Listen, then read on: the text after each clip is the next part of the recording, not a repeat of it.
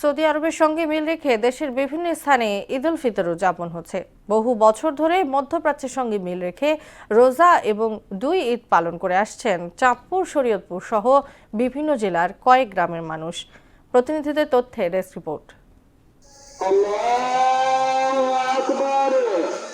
Saudi আরবের সঙ্গে মিল রেখে চাঁদপুরের অর্ধশতাধিক গ্রামে পালিত হয় পবিত্র ঈদ উল ফিতর। হাজীগঞ্জ উপজেলার সাদরা দরবার শরীফে ঈদের প্রথম জামাত অনুষ্ঠিত হয়।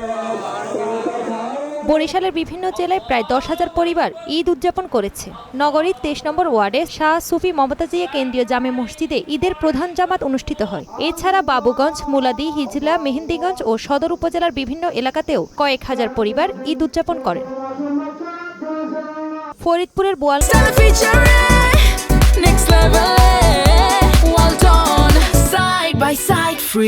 প্রাথমিক বিদ্যালয় মাঠে সৌদির সঙ্গে মিল রেখে ময়মনসিংহেও ঈদ উদযাপন হয়েছে। বৃষ্টি উপেক্ষা করে মুসল্লিরা নামাজ আদায় করেন। জামালপুরের সরিষাবাড়ী উপজেলার 16টি গ্রামের মানুষ ঈদ উদযাপন করছেন। এদিকে সৌদি আরবের সঙ্গে মিল রেখে ঝিনাইদহের হরিণা কুমড়ুতেও ঈদ উল ফিতরের নামাজ আদায় করেন কয়েক গ্রামের মুসল্লিরা। টাঙ্গাইলের দেলদুয়ার উপজেলা 40 পরিবার শুক্রবার ঈদ উদযাপন করেছেন। সকাল 8টায় ঈদের জামাতে ইমামতি করেন হাফেজ মাওলানা এরশাদ হোসেন। তাহসিন তারিন, মোহনা সংবাদ।